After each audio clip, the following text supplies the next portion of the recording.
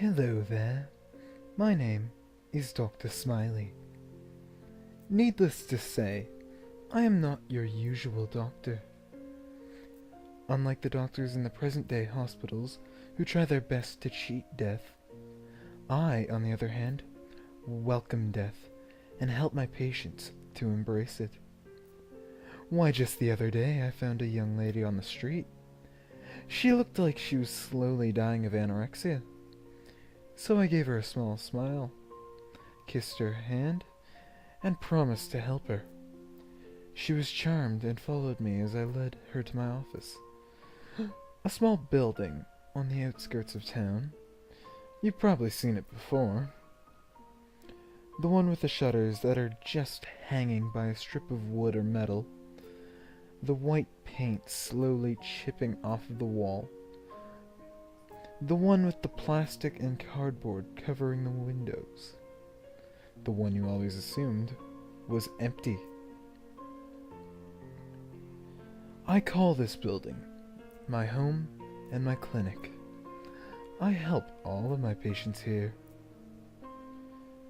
After I got back to my clinic with the girl, she was quite frightened. I thought it was cute, like a little mouse.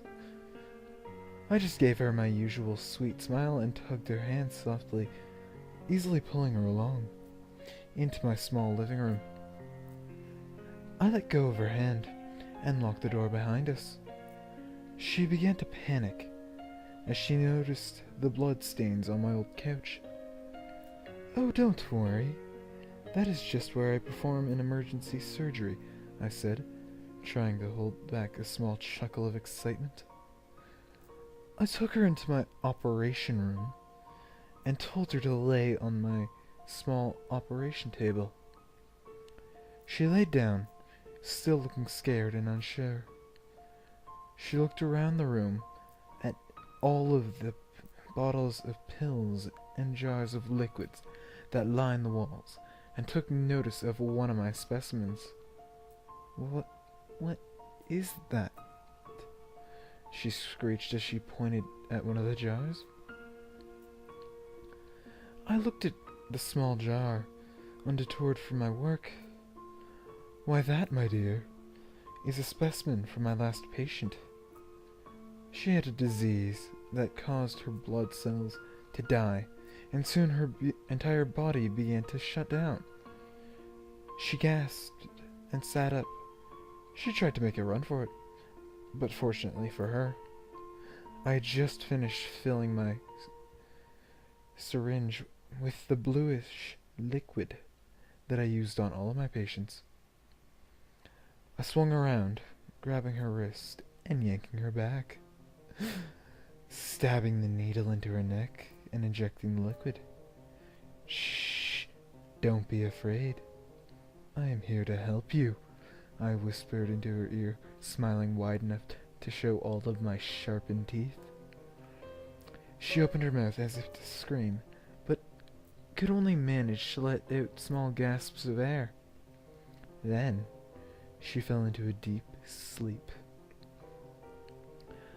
I continued working on preparations for the surgery, slowly shining all of my tools.